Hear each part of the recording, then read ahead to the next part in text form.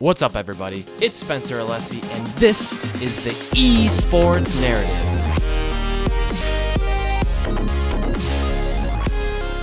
Hey guys, this is episode 23 of the Esports Narrative. This is a really great episode I did with Jason Docton, and what a tremendous guy. He's doing something that's really awesome in the video game and esports space. I hope you guys listen to this one in its completion, because I had a lot of fun talking with Jason, and I think there's a lot of value to be extracted from this episode. So without further ado, I'm recording this little snippet, this little prequel to the episode after I've already concluded the interview. So without further ado, this is my interview with Jason Docton on the Esports Narrative. Yeah, it's my pleasure. Thank you so much for having me on here. I'll let you tell a little bit about your story, but I kind of wanted to get at first, just tell a little bit about what your narrative, what your story is, and what compelled you to go in that direction. Oh, yeah. That's a good question. I am somebody that has struggled with mental health issues for many, many years. For me, my journey began back in middle school and kind of continued all the way up into college. And what almost immediately led to anxiety gaming was my struggling with a really bad panic attack, and that slowly evolving into more and more issues. I went from being able to go to school and work and just kind of having a normal life to slowly not being able to go to school and then not being able to go to work and then not being able to leave home. And I remember when I kind of had the initial thought of anxiety gaming, I'd realized that I really hadn't left home in several years. My anxiety had really trapped me, and I for somebody that's at home all of the time and stuck and really jailed in it, gaming was all I really had. It was not just a way to pass time, but it was a way to socialize. It was a way to interact with the outside world, and I really enjoyed that. I was playing WoW competitively take that however you may, but WoW, at one point was kind of an esport. I don't know. There wasn't really esports too well established at the time that I was playing World of Warcraft competitively, and I started talking to other people and reaching out and asking them, does anybody else feel this way? Is anybody else struggling? Does anyone else feel depressed or anxious? And these issues are very much something we always feel like we're alone in, but I realized that a lot of the people that I had come across were dealing with these issues. A lot of the people that I had talked to were personally suffering, and were also in that situation of gaming was just a really great way to escape all of it. Now, what are some of the early signs of this? Like when you were first struggling with this, what were some of the early signs that maybe you didn't pick up on at the beginning, but now, having done this for a little while, you've kind of realized? Yeah, the early signs are something that we're usually somewhat aware of. I think the deadly part is that these early warnings become so much a regular part of your everyday life that you forget to see them as those signs. It's simply just how you are. You go from struggling with the sleeping and staying up every night overthinking to feeling physically sick on occasion with the amount of stress that's there. You stop really enjoying the things that you used to enjoy, and especially within gaming, you're not really playing to have fun, and it's not the competitive side either. You're playing entirely with your self-esteem. It's this game. If I win this game, then it's whatever. If I lose this game, though, it feels like a personal attack, like I have failed as an individual. You notice the hits to your self-esteem. You notice the mental fog. You notice that you just always feel a little off or on edge. Things along those lines are what initially started to happen, and I didn't really appreciate those. I just figured, well, I'll get over it, or I'm just a little stressed. It's fine. And And again, it just overwhelms you so quickly that, that on edge feeling, that's just how you feel every single day. You just become used to that. When you feel that bare minimum level of stress, that's actually starts to become almost comforting. It's better than what you potentially could be feeling. Yeah, those are the ways that, at least for me, it started to build up, and those were the signs that were really present that I ignored. So how did the idea come about to form a nonprofit and go down the route of helping other people with this? Yeah, I mean, am I able to say the rated R version of that? Or Yeah, sure. Go ahead. Okay, I don't want to brief this for anything odd. I think for me, the beginning of anxiety gaming is very difficult. It went from being a gamer and struggling with these issues very quickly to I don't really want to live anymore. I at least don't want to live like this. I don't want to feel this way. I don't want to struggle with these things. The isolation, the loneliness of struggling with those issues, it just becomes too overwhelming. And I had this really weird thought in my head that, I'm definitely going to take my own life, but before I can do that, I have to at least save one other person's. And I really wasn't sure what that even looked like, just that, I had to find somebody else that was also, possibly suicidal and just convince them not to go through with it. And so every single game that I was playing, I would message people after, every dungeon, battleground, and raid, I would just send a message to everyone and say, hey, if you're struggling with anything, please feel free to reach out. Here's my Skype or add me on Battle.net and we'll talk. And I did this for a while and never really heard anything from people. Some people would say, hey, cool, man, that's great that you're doing that. And, after a month or so, I heard from someone in particular, and they had told me that they were in a really rough relationship and that it had ended and they were thinking of taking their own life. And we started talking about it, and we added me on Skype, and we would talk every single day. Sometimes we would talk for just a couple of minutes. Other times we would talk for the entire day, and we really went over life and what had gotten to this point. And I guess the ultimate end to that conversation, was that if love was worth dying for, then love was certainly worth living for. And he had walked away from that conversation under the impression that he would eventually find the one, and that would make this all worth it.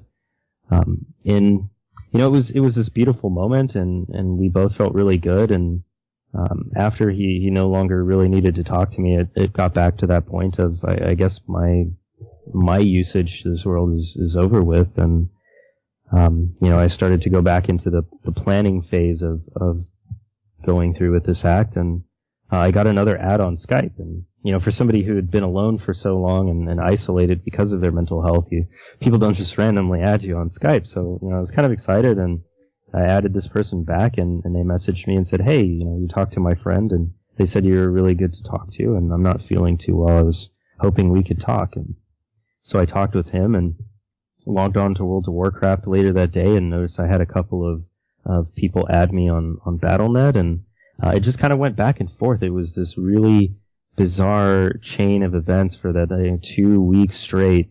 People were adding me either on Skype or on Battle.net and asking if they could talk. And my mindset went from how can I justify taking my own life to how can I help other people change their lives? How can I help these people instead? And anxiety gaming really blew up from there. All of the different issues that we face together, and really the importance was that we faced them together. What were the solutions, and what was more effective? We went from just talking to we should talk with professionals to we should make it easier to talk to professionals to it's expensive to talk to professionals, then and funding that. And just really growing from there and seeing so many of the different problems that people face between, wanting to get better and actually being able to get better and finding solutions for that. Ultimately, that's that's what makes up anxiety gaming today. Is it's a lot of experience from a lot of really hurt people who have banded together to find the best ways to help each other and uplift the community. And everybody's circumstance is different. So, what do you say to someone who's going through a tough time or might be struggling? What do you say to them, or how do you help them? Yeah, in that kind of scenario, it's very much asking them how you can help. I know for each and every person, we experience depression differently. We experience anxiety differently. Sometimes we have similar symptoms, but the way that we're looking for help is often different. It's never a bad idea to suggest that somebody talk with a professional. Sometimes that's a hard conversation to have because of the stigma, and people may think that that's an insult, but it's really an empowering thing to say that you should work with somebody on this. You can feel better, but asking them what they need from you, asking them how you can support them, whether that's just being someone to talk to or going with them, bringing them out. I think if you're working with a close friend, it's taking them outside and hanging out with them. It's dedicating a little bit of time to making sure that they're taking care of themselves. And in having the conversations, I always recommend, when people are asking you for advice or asking you for insight, that instead of providing them that advice, that, you work with them to figure out what they want in any given situation. I mean, I personally very strongly believe that you are the person who knows best what you need. And my job is really to help you better understand what you need versus figuring out how to resolve that need. Now, where did the video games play into this in your experience? You mentioned that just playing games together and people adding you on Battle.net and things like that. Where does the gaming aspect of it come into play? Yeah, the gaming part is something that's always so interesting. Is a lot of people either think we're like a professional esports team, or we make video games about anxiety or that treat anxiety, and the truth of it is that gaming is just what a lot of us turn to escape the things that are bothering us. It's a perfect way to disappear from reality, even momentarily. And live a life that's so much more in our control. And it's a place that so many of us that are older gamers we're really marginalized to, versus some of the younger gamers where it's a little bit more socially acceptable. But gaming is a way for us to work towards something, I guess something more enjoyable. While also having a very serious conversation. So you and I, we can sit down and we can play League of Legends and, go through that. And as we get closer and start to develop that bond, we can talk more about the issues that are really there, that really exist. And gaming just helps facilitate that so much better than most other mediums. Does gaming help build trust between people? Absolutely. Actually, we very much take advantage of that for the good. We establish what we call a temporary coalition. We have a goal. We have an end game, and it's established for us with a lot of these games. And as we work together on that, we have to be teamed up. We have to rely on each other. We have to do better. League of Legends, again, for example, the best League of Legends players are ones that communicate, that talk with their team, and have a much more positive communication with those members. Otherwise, you're 1v9ing the entire game. It's so much easier when you communicate and work as a team. And that's what we're finding here is we work as a team, we work together, and it went from beating the boss together to beating these issues together. How long has anxiety gaming been doing this? How long have you been at this? I've been at this for about 7 years now. This is something that we did as just one person to a couple of clans to a couple of guilds to a raid call server to a nonprofit, and now we're just really reaching this point this past year where we've become more public with what we're doing and been able to tell people like, hey, this is what we have to offer. This is the way that we can help. How prevalent is this in the gaming or esports or the competitive gaming kind of scene? It's hard to gauge. It's unfortunately not something that a lot of people have done research on. I mean, we can pull statistics on how many people in general deal with these issues, but within gaming, it's a unique thing that we're leading the way on. We've helped 26,000 people recover from these issues, but even that number kind of is dwarfed by the amount of people that have just taken interest in what we do or support what we do but aren't quite ready to get better. There's a lot of people. And in terms of esports, this is something that is just rampant. I seldom come across somebody within esports, ranging from team owners to players to VCs to even just fans, that don't immediately appreciate what we're doing because they personally struggle with it. And that's a really terrifying revelation, really. I mean, it's just everywhere. Is there a common link that's a common thread between people who suffer from anxiety and depression and things like that, particularly in the gaming industry? That's something that we're looking to establish as well. It's the major question behind a lot of the data that we have is what is actually connecting us here? Do people that struggle with these issues turn to gaming continuously, or is it just that so many people deal with these issues, inevitably some of them are gamers?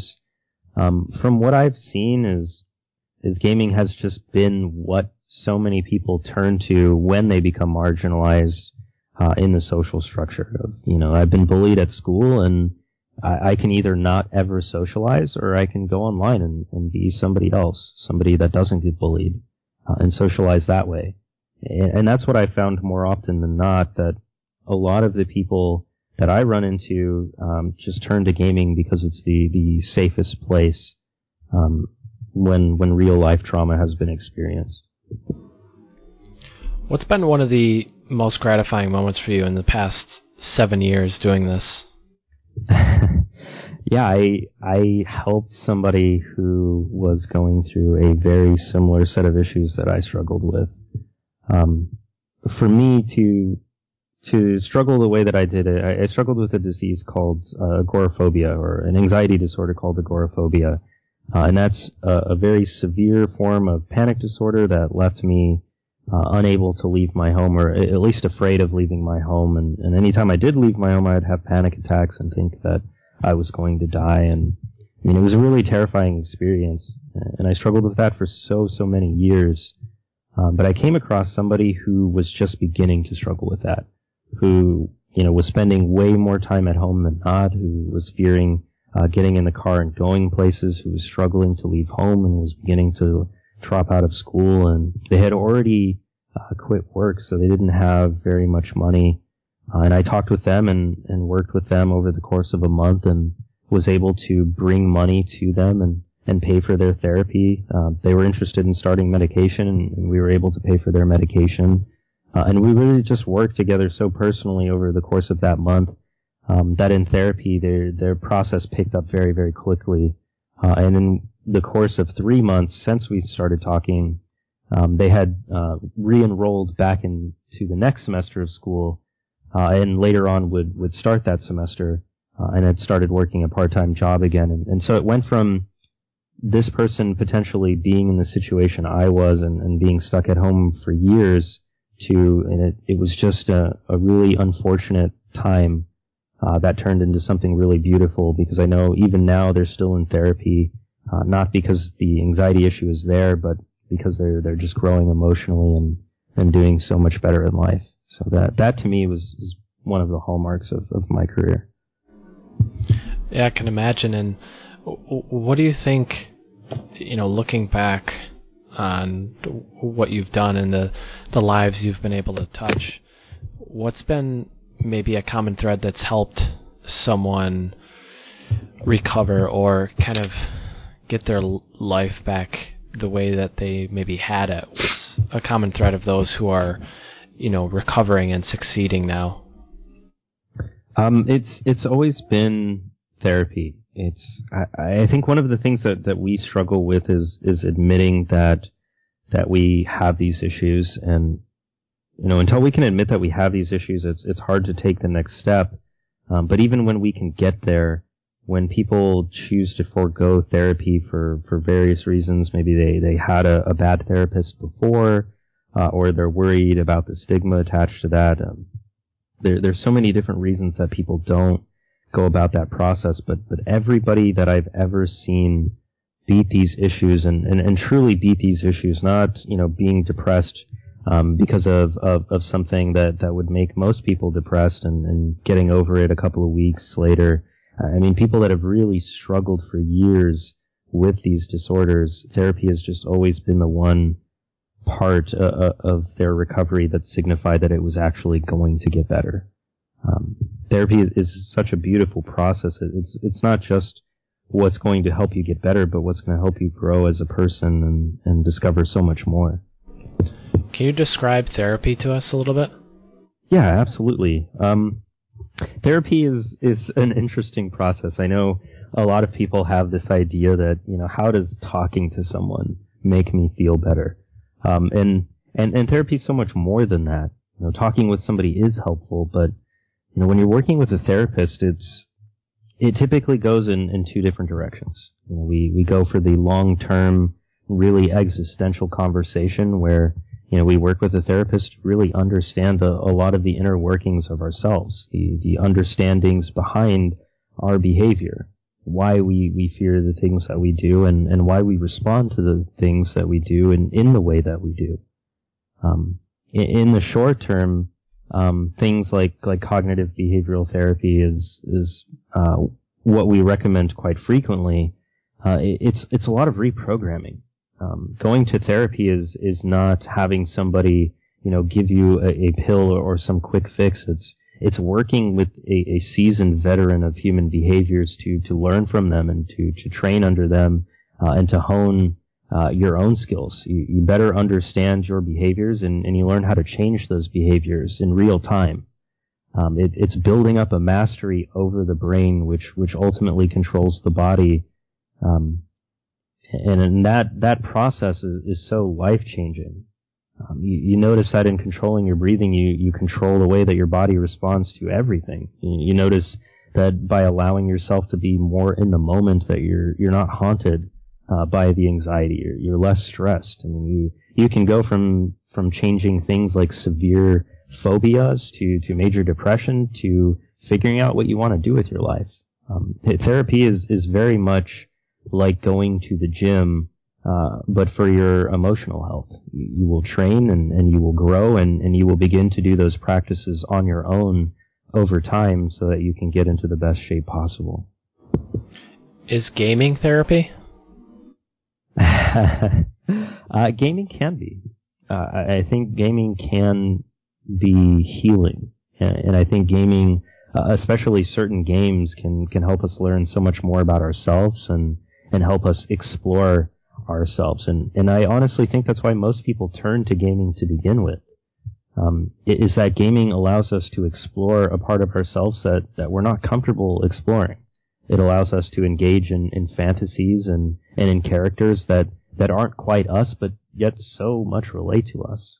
There's a reason why you see yourself as the main character in every story, and how you relate that to your life. Or I know when I was a kid, we'd play games, and my friends and I would always pick which character we were.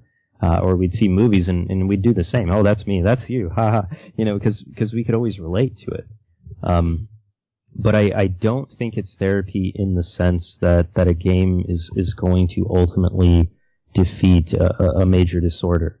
Over time, these issues compound and become aggressive and again even normalize to the point where we don't even realize they're issues because they're so much a part of our daily life. And while people are working on games that could have psychotherapeutic inclination to them, or benefits from them, ultimately nothing beats sitting down with a seasoned professional and working on that one-on-one together. How are team sports different from individual sports in the sense of having an outlet to create communication and create relationships amongst people? That's a good question. I feel like the team sports, I mean, do you mean like traditional sports versus the kinds of games that we're playing within esports, or? Yeah, either or. Yeah, I think if the question is more how do the non-traditional sports and like esports and the traditional sports work to have a difference there in communication. I think within esports we have every opportunity to have as much communication, if not more communication, than traditional sports. It's much easier to review things. It's much easier to start those conversations, and it's much easier to engage tons and tons of other people in those conversations. When it comes to the teamwork side of all of this, these individual sports still have so much teamwork required in them, from the coaching staff to other outward observers or people just streaming on Twitch to an audience and having them have an input on that. I think all of that is helpful. But beyond that, I guess I'm a little bit more confused by the question. How important is like physical activity too? With for me, when I get stressed, or I feel some of those things, an exertion of energy or working out can kind of be therapeutic in some sense. How does the physical activity work into it? Yeah, that is one of the more critical things that I think people like to forego for whatever reason. It's your physical health and your mental health are directly linked. And, for some people, while running and going to the gym will act as therapy in its own way because it's so mentally relieving and de-stressing. For those that are dealing with more severe issues that might not be resolved simply by working on your physical shape, it's still one of the most important components of recovery. I would say for anybody that was struggling with a severe disorder, if you're not at least walking every day for 30 minutes or trying to go to the gym, if you're able to go to the gym, that you're not fully taking advantage of the opportunities that are there to recover. Everybody should be taking care of their physical health. It's just such an important part of recovery. There's really a couple of keys to recovery that I always look for, and a lot of them are physical. First off, on the mental side, you need the will to get better. You need to have that desire. Ultimately, you must want for yourself to get better, and not a lot of people feel that way. And that is a huge point of problem that we work on with people one-to-one.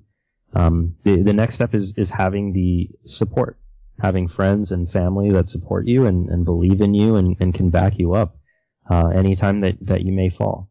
They can pick you up. Those two are very, very critical. But after we get off of that, it's making sure you're eating healthy. Sodas, heavy sugars, caffeine, coffees, things along those lines are detrimental to your mental health when you're struggling with mental health issues on a disorder level. The junk food, the heavy amounts of sodium, the fast food, things like that, those really, really hurt us. And so foregoing those will also have a very large impact on your mental health. Again, walking at least for 30 minutes every day would be supremely helpful. Going to the gym would be even more helpful. And then following that up with sleep, and getting your sleep under control is very important. And in each of those is difficult. I don't want to trivialize the steps to recovery, because obviously for most people struggling with depression and anxiety, sleep is one of the hardest things to do. But for anybody to make an impact on one of those key areas, you'll see that there's kind of a positive correlation there. Is if you start sleeping well, then the other issues will also start being treated well. And so you just can work on one of those areas and see an impact in all of them. And the physical side is one of the easier ones. Just lifting up some weights that you may have at home, going on those walks, all of that, very, very important. Sleep is really interesting to me because it's always been something that I've never really struggled with personally. I've always, no matter how stressed or anxious I was, I've always been able to sleep well. What's it like? How would you describe that feeling to someone of not being able to sleep, and what are some ways to kind of combat that and try and work on sleeping better? Yeah, sleep it's interesting. I've always been somebody that struggled with sleep, and that's probably just because I've also always been an anxious person. But yeah, for somebody to better understand that, it's kind of like there's a task that needs to be done, and you're hyper aware that needs to be done, but for whatever reason you can't do it, and you're just stuck with that feeling of being rushed. You become hyper aware that you should be asleep, but you can't sleep. And so it becomes aggravating. It's almost a cycle of, I really need to be sleeping, but I'm so worried about sleeping that I can't possibly begin to sleep. And the reality is that you're just kind of playing through your thoughts constantly. Your brain is not settling down. Your mind is not resting. There are so many things going on in your head, and you just get stuck on that. And a lot of the times we'll occupy ourselves with things like Reddit and Facebook and other forms of social media as a way to, I guess, keep our mind focused on something else. But because we don't resolve a lot of the issues in the back of our head, we can't go to sleep with those unresolved. For somebody that's feeling really anxious, they may even be afraid to fall asleep, concerned that they may not wake up. Or for somebody that's feeling depressed, they can't go to sleep because of the overwhelming sense of defeat that they can't seem to avoid. Maybe even trying to think up ways that they can do something about that, but ultimately, not finding any kind of solution. There's always that thing in the back of your head that can't be resolved. And really the ways to approach that and the ways to take care of that are to turn off the electronics at least 2 hours before you want to go to bed and really just lay there. It's not easy. It's definitely not easy, but it's also a commitment to this attempted schedule. Ultimately, if you weren't going to be sleeping anyways, then you're not losing anything by attempting to sleep for several hours and failing. If you begin that early versus attempting to go to sleep at 2 a.m. and not being able to sleep for the next few hours and it being 5 a.m.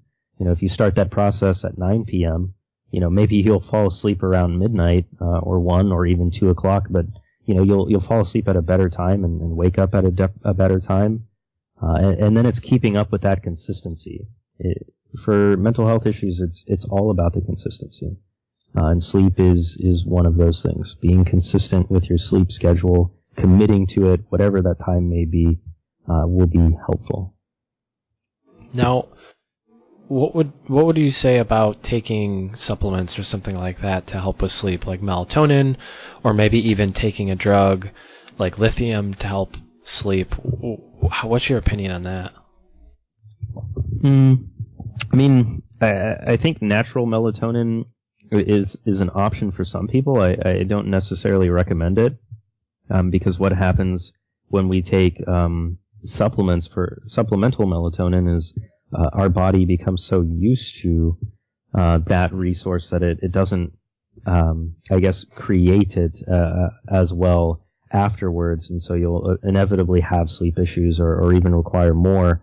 But medication as a whole is a much greater topic of taking things like lithium, and lithium you might see for bipolar 2 disorder or even bipolar 1 disorder, or generally medications. I know some people will take something like an alprazolam or a Xanax to fall asleep, or in general for anxiety. And ultimately, I am not anti-medication, but I am so much pro-therapy that I would almost always recommend somebody turn to therapy first and use medication as needed. What's been some of the best advice someone has given you in your history so far?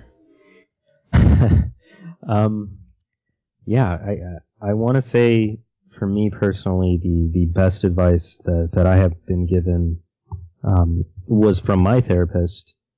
And he had told me, that what I had struggled with was a battle between how I thought and how I felt. That logically I knew what was at hand, but emotionally I didn't feel that.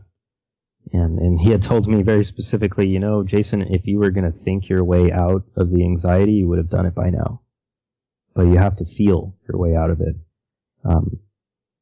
And that kind of brings a really important issue that a lot of people aren't necessarily aware of, and it's a long, eternal human struggle of you can be so aware of the reality of a situation, but not feel like that is the truth, and ultimately working towards aligning the way we think about something, the way we logically, rationally see something, and the way we feel about something will help us in so many ways, because it's when we fight between those two that we ultimately struggle the most. So the $1 million question is, how do you feel your way out of that? Now that is the $1 million question that most people will discover in therapy ultimately. I know for me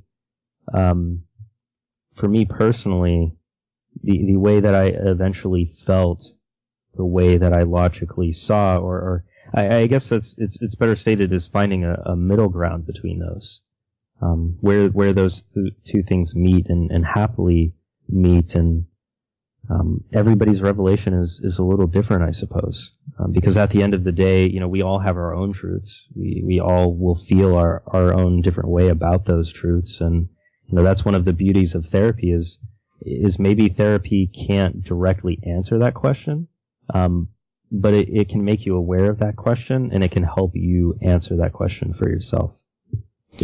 Now, this is somewhat backtracking a little bit, but how much of this anxiety and depression and the mental disorders comes about from a life-altering event or something like that, the death of a family member or a major accident or an injury? How much of it is related to that versus just coming about environmentally through living life? Yeah, that's probably the $1 million question right there. In terms of the field itself, is there's a lot of back and forth there. It makes sense if just innocent person, never had any real issues, and really good upbringing, suddenly experience something really incredibly traumatic and struggle with that. That's the question becomes, what leads people to struggle in these ways, and some people not to. I'm sure that there have been people who have been in car accidents before, and just kind of walk away from that, and wow, I'm still alive. That's great, and just kind of move on. Versus there are some people who will get in a car accident, for example, and never shake it, and they become incredibly afraid of being in cars or being on the freeway. It's why do those people feel differently? If some of it can come from, the environment and how they were raised, and other times there's these kind of odd biological factors that build into it. But even then, it's not as simple as saying that you can be predisposed to these issues from birth, so much as that you can begin being, receiving of stress and negative emotions from so early on that it does have an overall impact on your life. When you are raised by people struggling with depression, it has an impact, even though you yourself may not have experienced anything traumatic just yet. Inevitably, we as humans will experience tragedy, and we will turn to our past experience and what we have learned even pre-birth to resolve those issues, and a lot of us just don't have the tools to resolve those issues, and so that's why you're seeing these on disorder levels come about. But I think the better way of explaining that almost in a short story format is, let's say you were abused, you were bullied. Let's say you went to school one day and you went out onto the playground and you had some really funny looking shoes and everybody pointed that out and made you feel bad. And you're like, oh man, everybody's making fun of my shoes. And so you leave the playground and that sucks. The next day you show up to school and once again, it's recess time and you go out of the playground and everybody's making fun of your shoes again. And you're like, what the heck? Like, man, this really sucks. And somebody gets in your face about it and is bullying you and, now you're afraid. And, so the next day, imagine what your thought process is when that bell rings for recess. You probably don't want to go. Maybe you find ways to avoid going. Maybe, you call in sick for school that day. Hey mom, I don't feel good. I don't want to go. There's ways that you would avoid that situation. Now, let's say that you are, you go to school and you manage to avoid recess, but on your way home, there's those kids again, and they start bullying you and making fun of you. Now, what you're doing is it makes sense. You're finding ways to avoid potential danger and harm, and you don't want people to make you feel that way, but over the years, you begin to avoid people more and more. You equate that situation, and, years later, you're still avoiding people, and you might not even be aware that's why you avoid people. But over time, you've developed social anxiety disorder, and now you're afraid of being around people, or you're afraid that people are judging you. Maybe they're looking at my shoes. Maybe they're looking at my hair. People are thinking these things about me, and in that scenario, it makes a whole lot of sense. But what your support system did from early on, or even how you were raised to address situations like that, all have an impact ultimately on the way you deal with these issues. What do we need more as a society or as an industry in video games to bring about more awareness or more realization that these things are happening and that there's people that need help? What can we do to increase the awareness that there's people that need help and need an outlet for therapy or for help just in general? Yeah, I think we need to just have an open dialogue about these issues as they come up. I think being able to better communicate these things as they arise is critical. In this situation, if a kid had felt like they could safely talk with somebody about these issues, that would go a long way. There might be realistic solutions there. Within esports, I see this kind of social anxiety all the time. And a lot of the times people just don't want to talk about it. They don't want to be that person.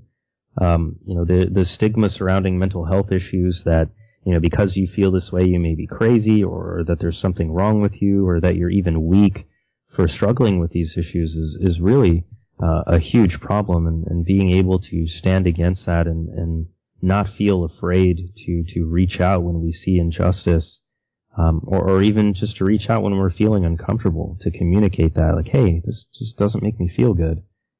What can I be doing about this, or what can we do to help each other with this will go a long way. I think to the more specific point, within esports, what I have seen is that a lot of players are afraid to address these issues because of the potential repercussions. That they might lose their career, that they might get in trouble with somebody, or it's not so much that other people might see them weaker in the form of competition so much as they also struggle with that people see them as weak in general, or that they're going to be judged by their fans, by the community, for dealing with these issues. And instead, to address that, we can reward people for bringing about these issues. When I see a news article about an esports player that comes out and talks about their depression or talks about their anxiety, I mean, there's one or two ways that article can go, and it can go as like a sob story and making you feel really bad for this person, or it can be really empowering and saying, look at this person who's brave enough to speak about these issues, and look at what they're doing to take steps towards helping themselves. I think that's the way that we can really make some progress, both within esports and outside of it. And that's our narrative in general. When you recover from these issues through our programs, you're a mental health champion. That's a title that's earned. This is a battle that you were brave enough to take on. What would your advice be for someone who feels like they are struggling with some of those things, anxiety or depression? Yeah, my advice, and I assure you there's no bias here, but to reach out to us, let us know. If you're confused about how you might be feeling, you're not sure what these symptoms are, talk with us, or talk with a professional that you know, or talk with your school. A lot of schools have professionals on site. Say something. If you at any point are confused about how you're feeling, reach out. If you're certain you're struggling with these issues, it's going to come down to seeing a professional, but in the same exact way that, if you were feeling physically sick, you go to a doctor and you get better. I think that's really the way that we have to approach it is when you're feeling unwell, you go to a professional that will help you feel better, and have the confidence in yourself that it's okay to do that. What do you think are one of the gotchas, or what do you think are one of the reasons why someone might fall back into old habits? Falling back into old habits, it's easier. And that's an interesting thing when it comes to depression, especially, or anxiety of it's easier to suffer this way, because there's always that fear of change. Life sucks now, but it's manageable, and that's all I know. If I try and get better, I can fail, and things could potentially get even worse, and I don't want to risk things getting worse, so I'll just go back to living the way I do now, even though I don't like that. That's a pitfall that I see all the time, or people will reach out to us and they'll get started on the right track, and then they're worried again about that change of I don't know what it's going to be like, or what if I won't be myself anymore, and then they don't want to get help anymore, and it's going to happen with depression. It's going to happen with anxiety. You're going to fall back to what feels safe, even if it's that same torment that you've been experiencing. And I encourage everybody to embrace the change and to take that risk.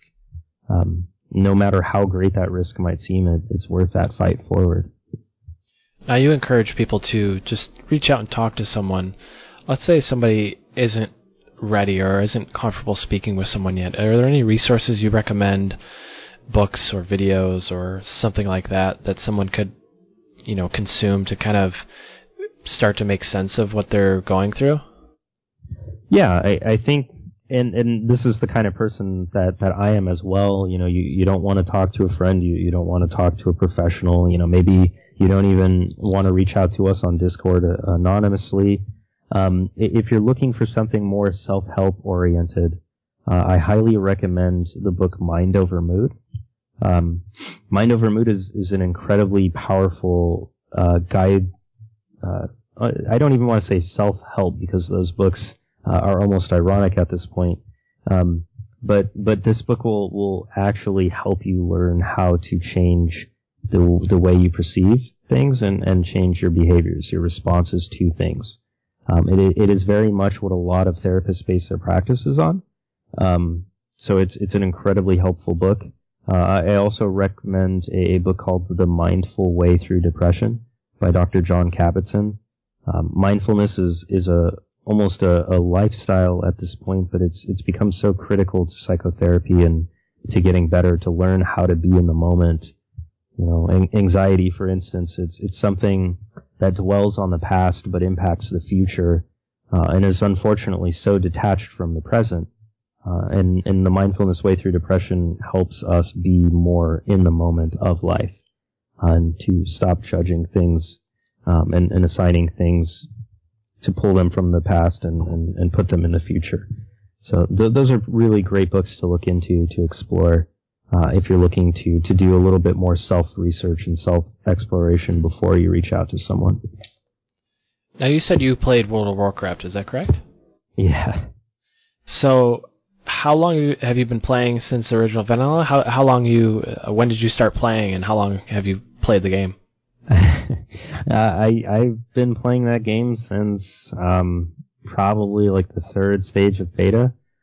I've been playing it for a very, very long time, and for me that was something that I turned to immediately to deal with depression, and it's something that I've just grown to love. I love the community and the quirkiness of it. I love the lore. I love being able to immerse myself in something that isn't necessarily me, but still is me in a new sense.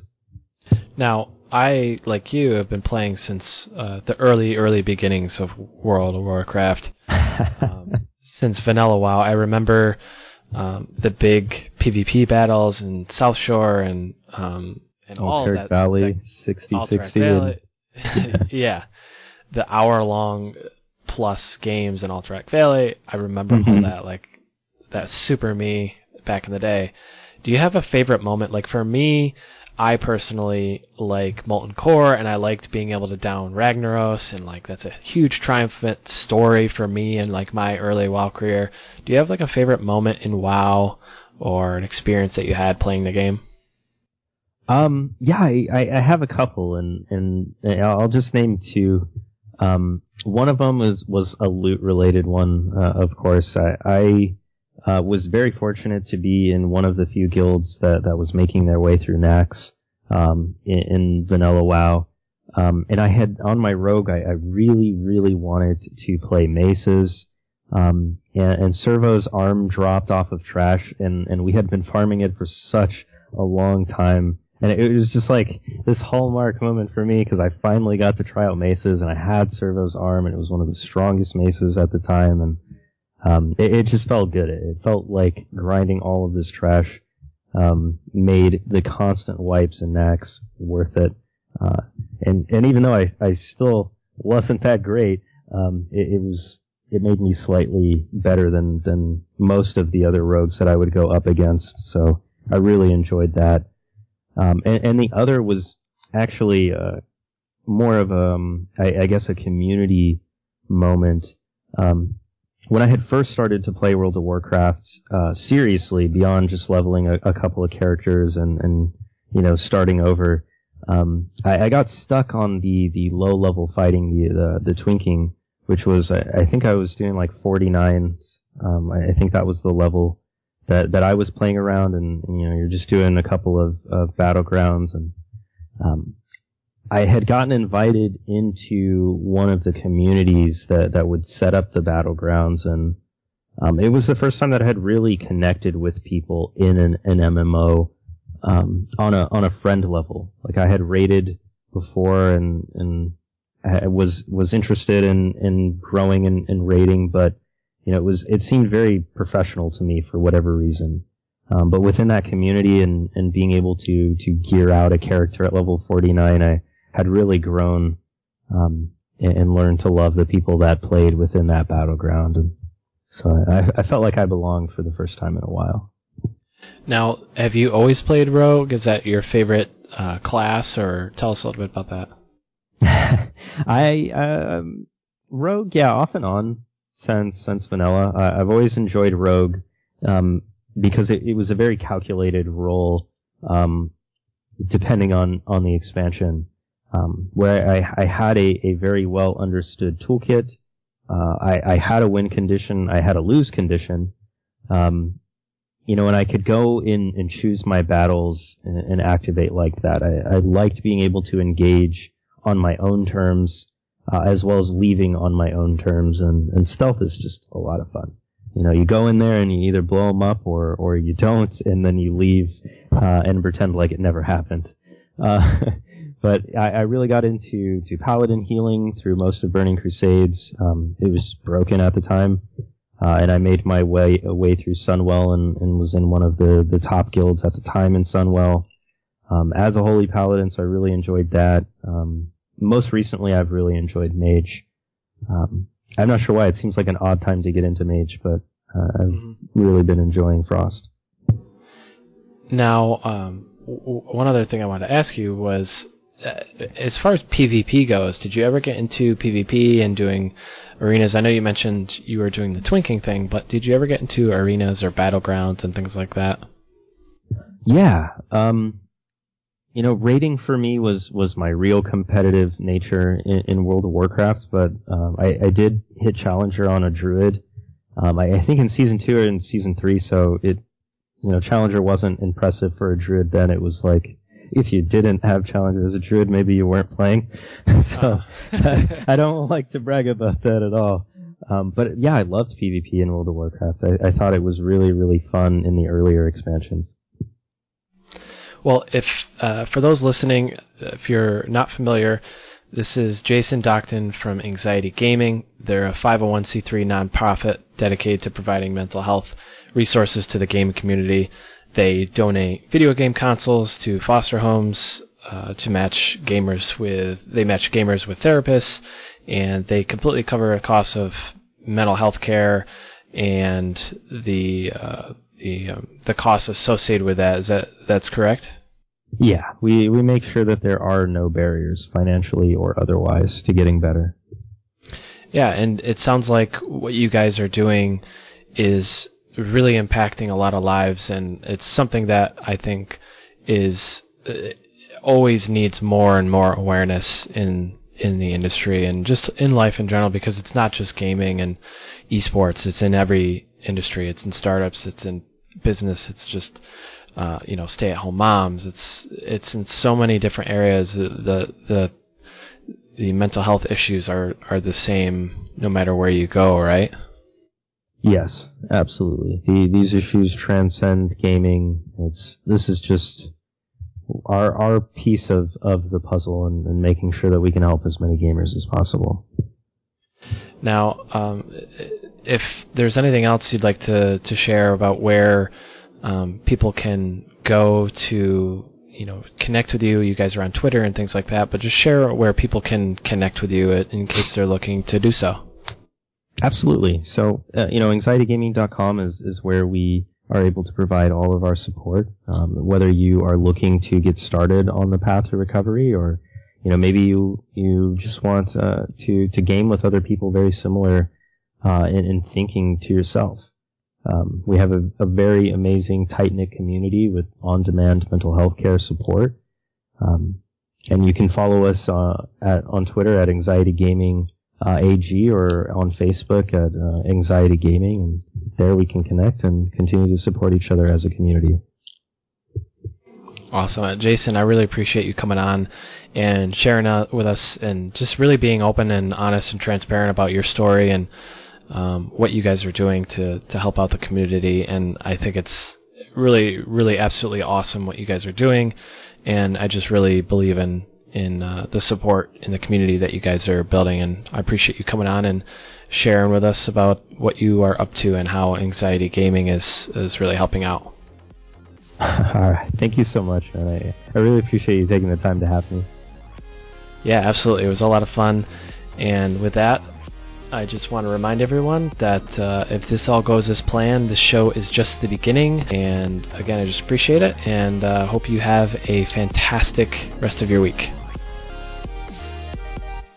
Thank you, listeners. I really appreciate you. If you enjoyed this episode, please leave me a rating on iTunes. I would love a 5-star, but if you think I deserve a 1, let me have it and tell me why.